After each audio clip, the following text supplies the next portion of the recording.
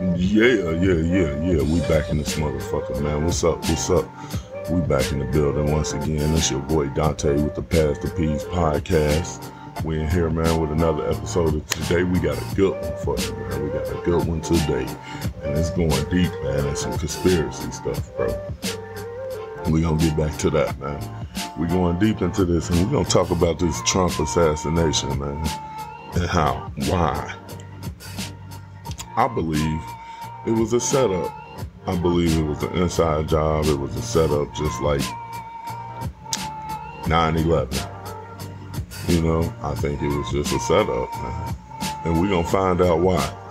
You know what I mean? But this is episode 3 of season 2 of the Pass the Peas podcast. I'll be right back, man. Let's get this started.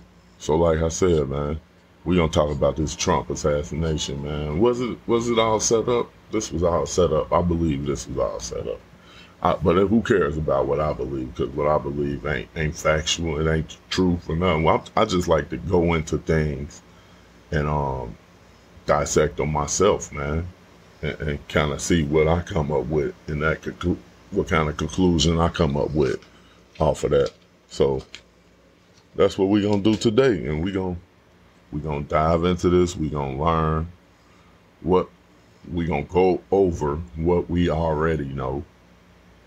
We're going to question the things that we already know and ask ourselves, is this the way it's supposed to go? Like, we know a lot.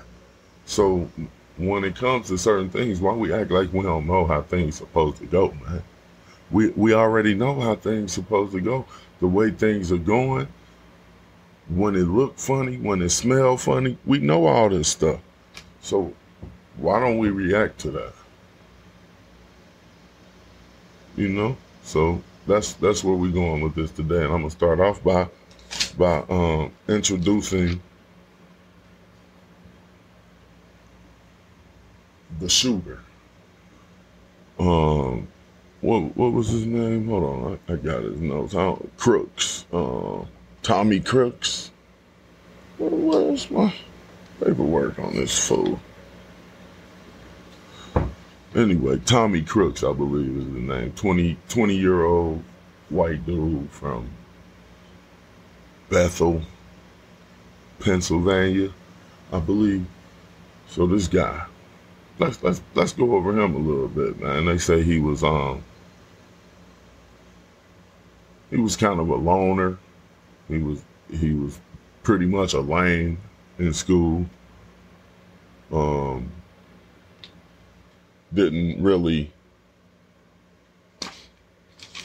have friends. There it is. Didn't really have many friends. Was bullied on and all the things. You know what I mean? Everything that fits the description of a mall shooter or a school shooter. You know? One of them people that get fed up, steal their dad's gun, and like go and shoot up the classroom of the people that bullied on them. You know, that type of person. That's the type of description So this guy, so what y'all want me to believe is this guy was able to breach the perimeter of a presidential candidate speaking in public speaking. So he breached this perimeter, got access days prior to the event.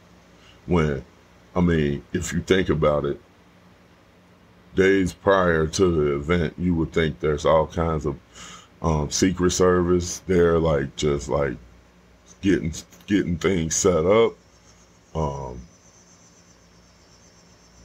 marking the perimeter, understanding all the exit routes in case of some kind of emergency, you know, just things that you would expect the Secret Service to do. I mean, you would, if you know a rally is being held here next week, you better believe the Secret Service or the police or somebody's going to be real heavy, You know what I mean? On those first, on the weeks coming to that event. So why was it so laxed? Why was everything so relaxed when it came to this event?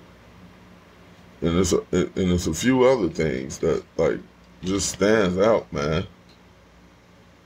Like for instance, they had the guy 30 minutes before he even bust a cap on anybody. They had him pointed out and wondering who the hell he was and what was he doing wherever he was at, right? And then he just meandering around, you know, the premises. He's not physically fit to be like a Navy SEAL or nothing. It's not like he went there like just undetected. He's scaling roofs and bear crawling through the tall grass with army paint all on his face and all of that. I don't believe he wasn't capable of doing any of that stuff. I don't think. It sounds to me like he was just a lame who was bullied in school, but then it almost makes you think of some deeper state. Like, was he sent there by somebody? Because this is a monumental breach of security for somebody with no intelligence at all, no intelligence whatsoever as far as security or surveillance or being a sniper or assassin or just being undetectable and being stealth or whatever you want to call it. He ain't got no experience in that. So you want me to believe that he breached this perimeter with an assault rifle, went undetected, scaled a roof, climbed the roof, and then apparently jumped to another roof, got in position, and took a shot. That's what you want me to believe. Without nobody knowing nothing, nobody being ready to do nothing, with nothing. I mean, they got. If you go back and look at the video. So there's the two snipers that's up on the roof right behind Trump, looking in the direction of the shooter. Then the one sniper, he's looking in his scope. He looks up real quick to make sure that's exactly what he's saying. He like, what the hell? When he looked up, it was just enough time to get the shot off. Like he had him in scope. Then he looked up and then went back down and then shot, right? It's like, why you do that? It's like he was giving him time, and this is well after the witness claims that he was pointing this guy out to local law enforcement, and he actually said he was literally pointing to the snipers on the roof that was aiming at him. They were aiming in their direction. So he's waving his hands, pointing over here, trying to get them to look at the sniper on the roof over there.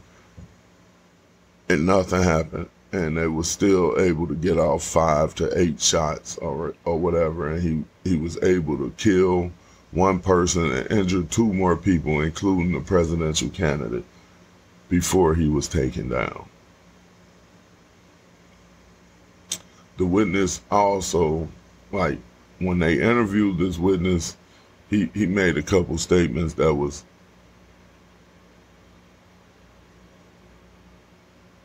legitimate questions that need to be asked.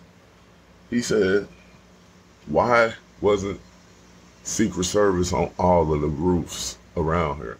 It should have been Secret Service on every building around there, no matter if it was inside the perimeter or not. Like, just because it's a perimeter, do you believe that there's no security on the outside of the perimeter? You think 100% of the manpower is inside this perimeter? I don't believe that. I don't believe that. So when this witness is saying stuff like, I was trying to get the attention of the sniper, they had their guns pointed at us, I'm telling them it was somebody over there, this person still able to scale the roof. I heard there was a local police officer who did listen to the people telling him that. So he went over there and apparently he like scaled the roof by standing on top of one of his partner's shoulder. I don't know how true this is all a legend. I don't know how true that is. But anyway, looked up onto the roof, saw the guy pointed his gun at him. He ducked down back off the roof. The guy proceeded to shoot at Trump. So it's just like too many. It's too many it's too many mistakes. So after the shots was fired, Trump, well, the Secret Service was so slow to respond, to get up there on that stage and get him protected. And then once they did, they sat there for a while. And then once they got up, they allowed him to do this fist pump and all this, like it wasn't a big deal. You know, like they knew that was all that was going to happen. And I'm not so sure that people in the crowd didn't know this was going to happen also, because if you go back to the video, I'm gonna keep referring you back to the video. So if you go back to the video, you'll see this the people directly behind Trump had little to no reaction at all to shots being fired. It was just not natural. I know I grew up in a very violent society, and the neighborhoods I'm accustomed to are pretty much dangerous areas, right? So I may respond differently to gunshots than somebody else, but in the day and age we live in, where mass shootings are so prevalent and happen every day, you would think that shots ringing out would spark a reaction from someone. So, but if you go back and look at that video, you'll see that there is little to no reaction to shots being fired from the few people right behind Trump. One lady actually just didn't care at all. She just was so focused on getting her footage, right? She was in a position to get the best footage out there. Ain't nobody seen that angle. Ain't nobody seen nothing about that. But this lady, right behind Trump, had the best footage. And then there's two gentlemen beside her that pretty much they was like having their own little conversation. Shots rang out. They really ain't minded at all. You know, it was just like, ha ha, whoa, what's happening? You know, just real nonchalant, like, what the that don't even make it was just a lot of stuff that looked super fishy. But anyway, I want to get to this witness.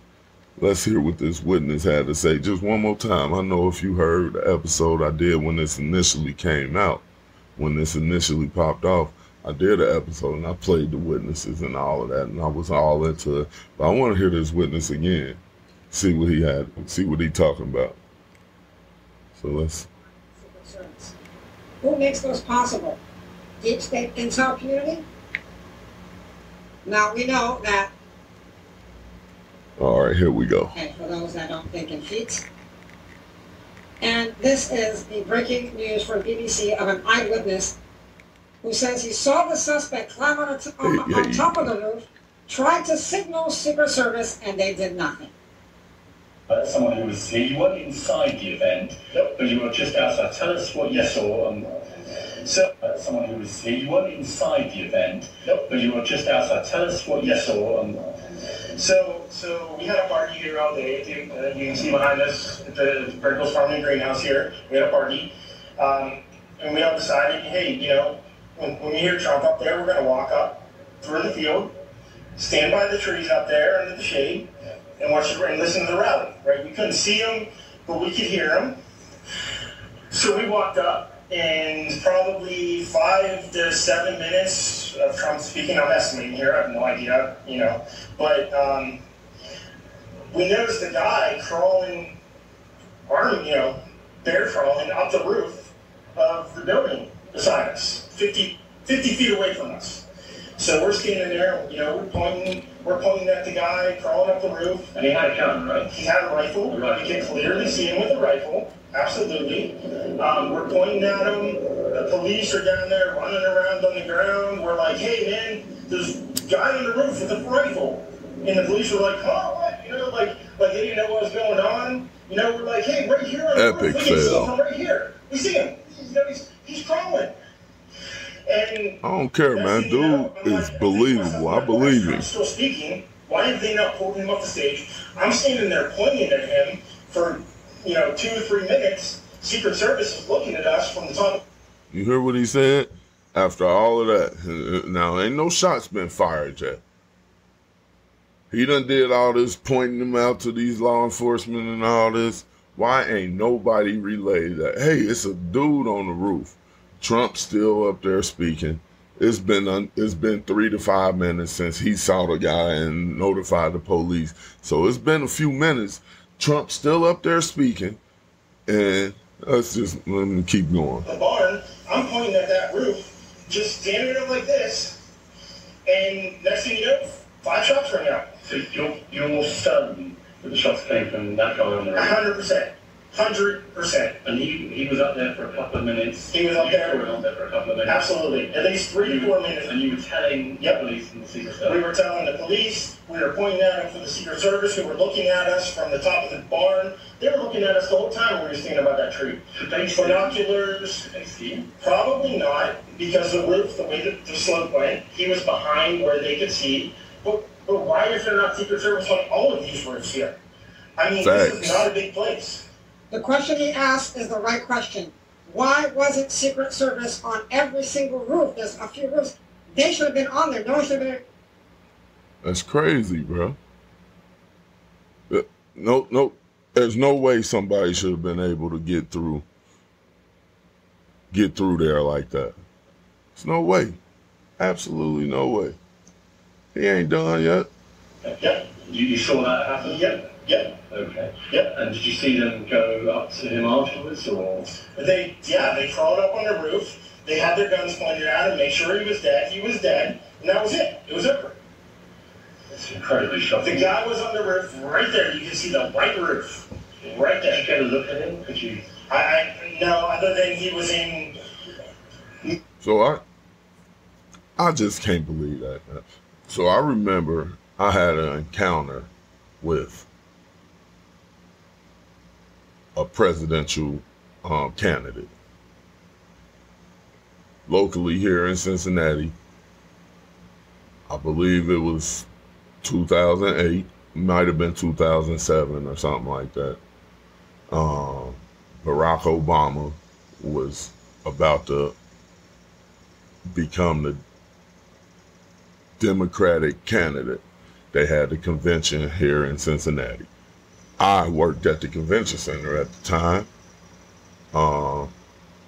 doing my job. I'm going through the building. First of all, we done set up everything for the candidates to come in and like do their speeches and all that. We got everything set up, the chairs, the stages, the audio, AVP people got the audio and video stuff all together. We set up the little lounge areas in the back with the coffee and all this, everything. We got it all set up and all this, right? So it's the end of my shift. I'm going to put my stuff up. My boss instructed me to go to a certain part of the building and put my stuff away. So I go and I proceed to go through this area. And now it's marked restricted, but I'm thinking I'm an employee here. You know what I mean? These just regular people can't go through these doors. You know how I say, like, employee access only or something like that. But there's a paper sign that just say restricted. So I go through the door. I'm not bullshitting you at all. Look, I go through these. It's just picture this with me. It's a double set of doors, big double doors, right? It's leading to a hallway, like a utility hall, like full of workers. Like, so it's a main hall, and then in the back of the hallway, you might see little storage things or carts that might have coffee and all that on it, or linen carts, or just things like that in the back hallway, right? It leads to the freight elevator, employee access areas, right? So I go through the double doors. Boom, doors closed behind me. First of all, I think that's what, as I'm going through the doors, I didn't hear the door close behind me. So I go through and I'm walking, I'm expecting to hear the door close behind me. I ain't hear the door close behind me, so I thought maybe somebody came, followed me, right? So I turn around and boom, there's a man in black, standing there. Like, I'm like, what the hell? He's like, what you doing back here? You ain't supposed to be back here. I'm like, I turned back to look in the direction that I was walking to tell him I was going to this room right here to put this cart up. And when I turned back around, there's another Secret Service guy right in front of me. I have no idea where he came from. Boom, he right there in front of me. I'm like, what the? So I'm like, I didn't hear the door close, so I turn around. Boom, I see the guy. I'm saying, oh shit.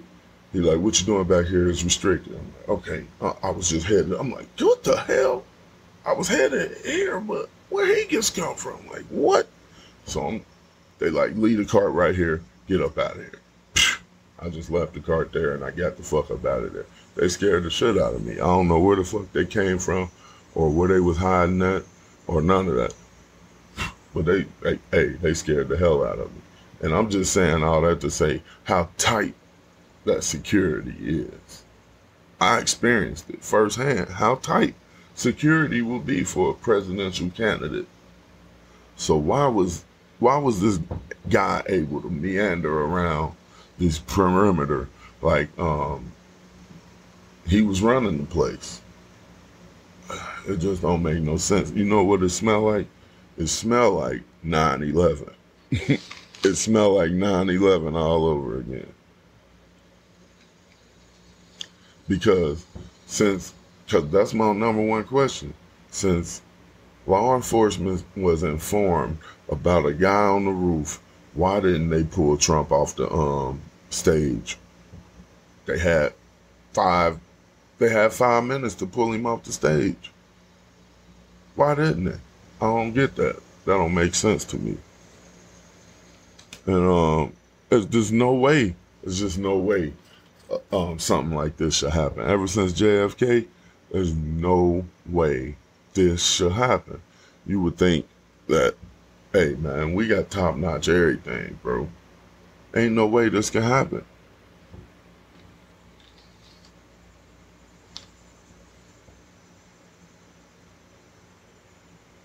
It just all seemed fishy. It just all seemed fishy. There was a very slow response from the Secret Service. They were scatterbrained. It seemed like they didn't know what the hell was going on or what to do about what was going on. What it is, when you sit back and really look at it again, it looked like they didn't know how to act like it wasn't a setup. You know what I mean? They acting like it was a drill and not the real thing. They're like, all right, we don't want to go too far. It's just a drill. No, this the real deal, baby. Like for the female that couldn't holster her gun back. Why are you so nervous? And why are you even holstering it? Why are you putting your gun back in the holster? Your gun need to be out ready for whatever, because shit just hit the fan. I mean, I don't know, man. I just feel like there's no way. Absolutely no way. And it just made me feel like 9/11. I'm just skeptical, and I think we all becoming skeptical. As each day go by, we just can't believe the shit that they tell us no more, man. We just can't believe them. It's just hard to believe some things, man, because you put a bunch of bullshit in our face and ask us to tell us to believe it. Like, that's just too much. It's just too much. So I don't get that. That's one thing I don't get. And you got all these witnesses.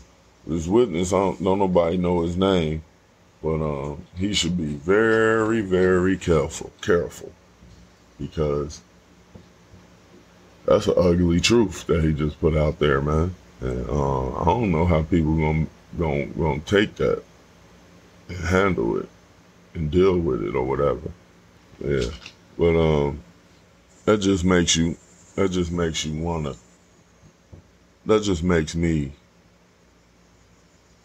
is why I want to do this show, because I want people to know what's really real, like what's really real out here, because each and every news station, network can paint their narrative however they want it. Whatever they want you to hear, they can put it out there. Just like that. Just the way you want to hear it. And what's so sad is nowadays it don't matter if it's the truth or not. You know, people don't really care about the truth. It's all about how people feel and what's going on in their psyche. And everybody just looking for confirmation. That's why all these different narratives will come out about the same situation, the same story. It's because people don't care about the truth. People want to hear people that think like they do. So whether it's true or not, if you got the same opinion that I got about something, then we both can't be crazy. That's how people look at it, and they just want confirmation that the way they feel, somebody else feel that way too. You know, whether or not it's true or not. You know, like hey, somebody out there felt like Barack Hussein Obama was not an American, and when Donald Trump said that, they said, "Man, I feel that same way." I'm glad you said that. No matter if it's a bold-faced lie or whatever, the way people feel. Hey, when people said that the Clintons was in on that what was it called? It was like a child sex ring at a pizza parlor in Washington D.C. or something. You know, people didn't care if that was true or not, man. They just, if you felt like I felt on it, it's got to be true. So that's how people roll with things nowadays. But what my focus is I want you to actually dig deep into shit and figure out for yourself what's really real. And until we do that, man, we gonna be lost. We gonna be lost in the sauce out here, man. Yeah, man. So look, do me a favor. Please do your research. Open your eyes. Look at things from your perspective. Do your research, and use like a process of elimination on the bullshit, so you can come to the real, and find out what's really real out here, man. And because you smart enough to know it, you can determine when somebody lying, when somebody gaslighting. You know it. So just do me that favor, and while you at it, you can like, share, and subscribe. Tell a friend about the show, man. It's been real once again. It's your boy, Dante. It's been a Pass the Peas podcast. And until next time, man. Peace out.